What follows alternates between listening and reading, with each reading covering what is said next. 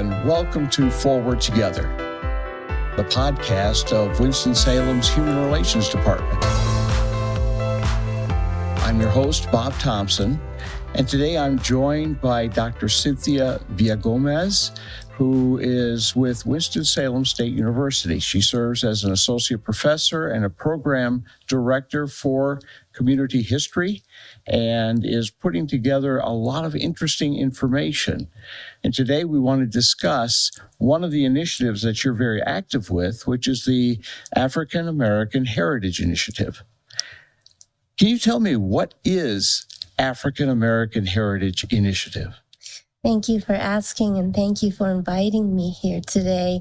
So the African American Heritage Initiative Commission was established by the vote of our city council and mayor.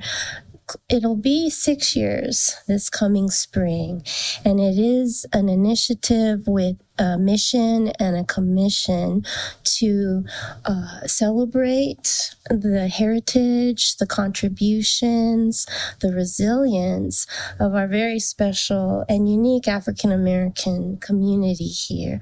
So we really follow the history from the late 1900s, around the time when we begin to see the Jim Crow period, up until about the early 70s with the Civil Rights Movement.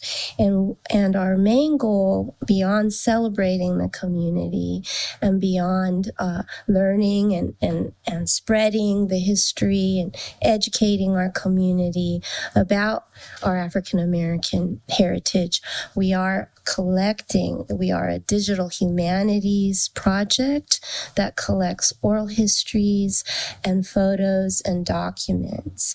And all of those things are housed in Digital North Carolina, Digital NC. You talked about oral histories. I find that interesting. What do you do for oral histories? We understand what history is. Right. But what's an oral history? So oral histories are very important for both African and African American history as evidence. The founders of African American history, academic African American history in our country, all stressed that. Many times documents have been destroyed or lost, photos have been destroyed or lost, but from the great griot traditions of Africa, where griots were the official historians and would memorize long, books and books verbatim to share from one generation to the next, we've had that tradition stay in African American communities. And we see it through the church, we see it through storytelling. But for our project, for AAHI, we want to focus on several collection areas.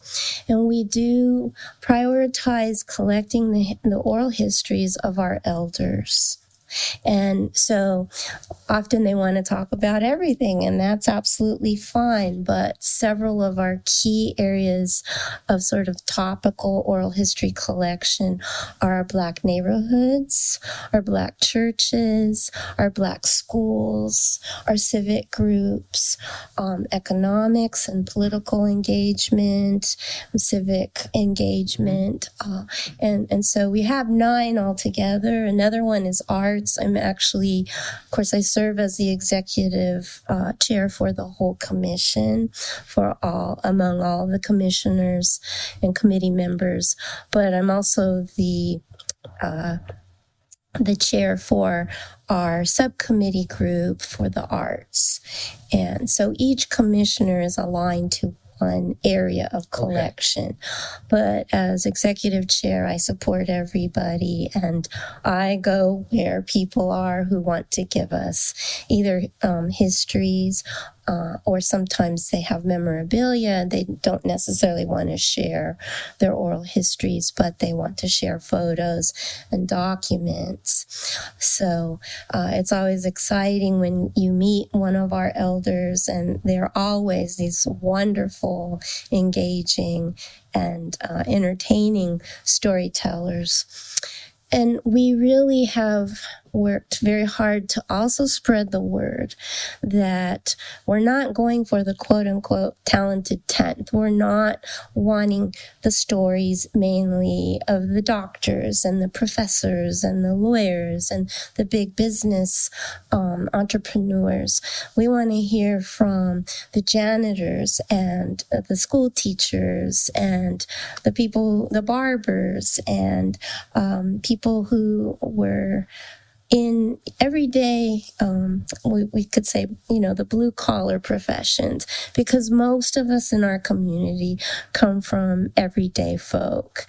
And so we do always, when we get these stories, we hear about just how wonderful life was within the Black community when young Black people who are now, of course, in their 80s and 90s, how they felt protected and nurtured within the neighborhoods, of course, because we were segregated. We were actually one of the first officially by ordinance segregated cities in the country, even though the Hayneses and the Reynolds did not want segregation. We did have an early ordinance, and yet the Black community really flourished, and we had leaders such as the founder of Winston-Salem State, Dr. Simon Green Atkins, who also helped with the development of institutions, economic institutions. So because of the work with Reynolds and Haynes, we did have a fairly wealthy community. People did flourish. So the elders talk about just walking down through the neighborhood streets as children, and everybody knew them, and you had to behave, because if you didn't, by the time you got home a few hours later, even with no phones, your parents and grandparents would know that you did something wrong. And I'll bet those are interesting stories to hear people tell. Yes. How do you come across those people? Where do you cross paths to where you can get them to share those stories and you record them? Well, we go out into the community. So we try to have a presence, for example, at Juneteenth. We have been working on some standalone events where the commissioners would be there to represent the commission, and also usually with staff from Human Relations, which Human Relations is the support department for I've just been so blessed and happy to work with the full staff and the directors, the 3 directors that I've worked with. But we also typically have had, in the 5 years that I've been on the commission, we've had some anchor projects where we partner with other groups.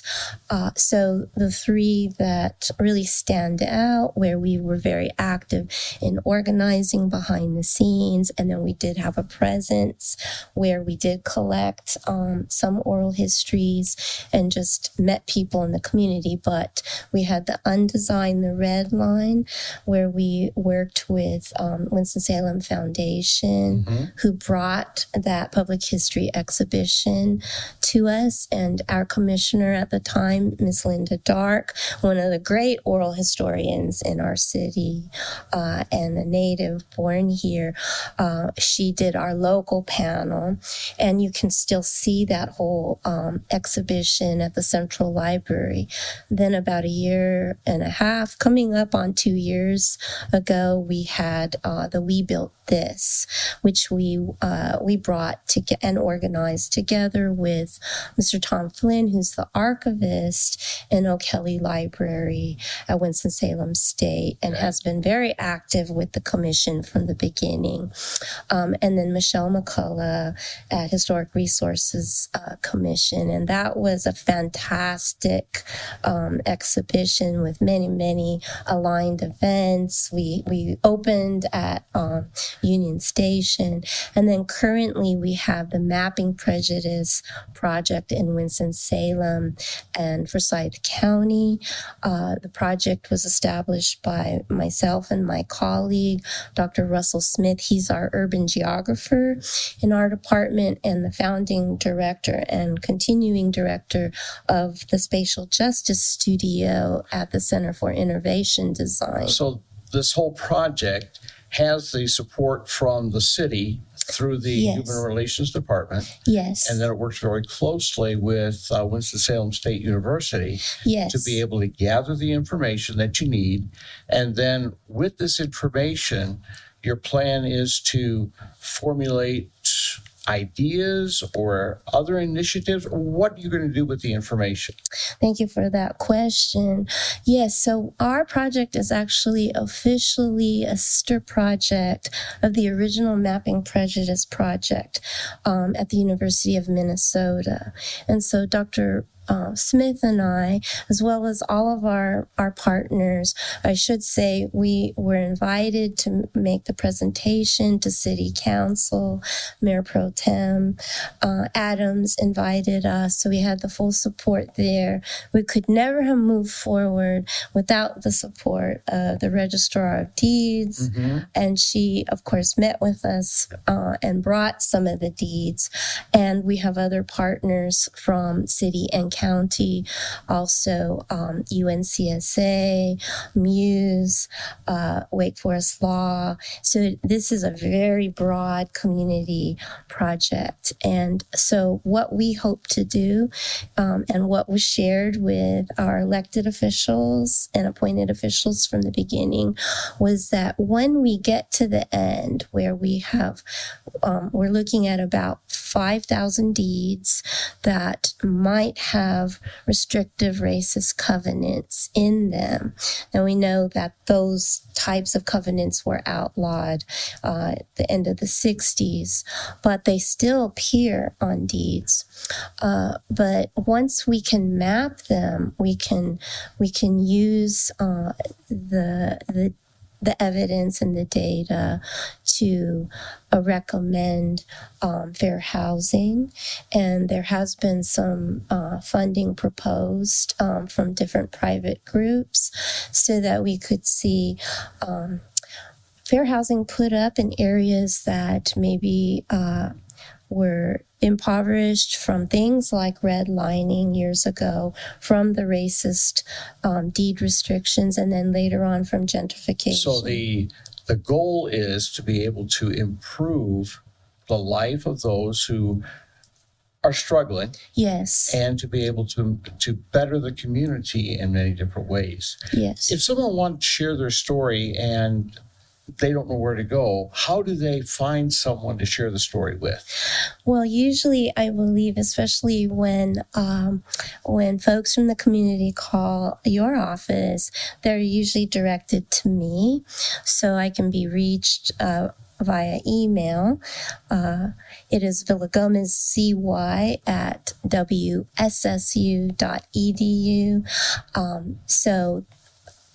Getting in touch with me, then I can work with staff in human relations as well as with Mr. Flynn, because he and I are always ready to deploy out anywhere we're asked. He's very beloved by the elders in our Black community, and he's gone and collected many, many oral histories, actually for Winston-Salem State, from various people like the Atkins family, and he actually initiated the oral histories for our Union Station grand opening, which the whole planning of that, which was planned mostly and organized by Councilperson Annette Scipio, who's my mentor.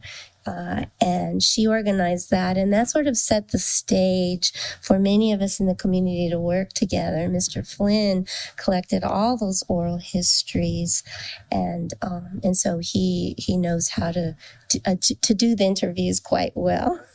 This has been fascinating. I've enjoyed the conversation today. I've seen a lot of things that we still have to talk about in the future. Yes, indeed. And we can plan for that. But thank you for introducing us to the African American Heritage Initiative. And thank you for giving us the background of what's going on with this initiative. And we look forward to seeing if we could get some more stories and see some more documents and pictures and see what could be put together to help encourage and improve our city and make it a better place for everyone to live. Thank you so much. And of course, I look forward to continuing to work with you and everyone in human relations. And one last thought is that we are one of the only cities that has this type of project. This kind of project often is carried out by private groups or even mainly by universities. But our city has done something very special here. And so what is collected will never go away. And everybody will be able to access the photos, the memorabilia, and the histories. And benefit from it at the same time. Yes. I want to thank you again for coming in today and sharing with us about the African American Heritage Initiative. It's been very interesting and very helpful. For our listening audience, if you want to learn more about these programs, be sure to check out our show notes for links. And before you click away, don't forget to subscribe so you get alerts for every episode. You can find us on YouTube through cityofws.org or on your favorite podcasting platform by searching Forward Together Winston-Salem. Until next time, I'm Bob Thompson.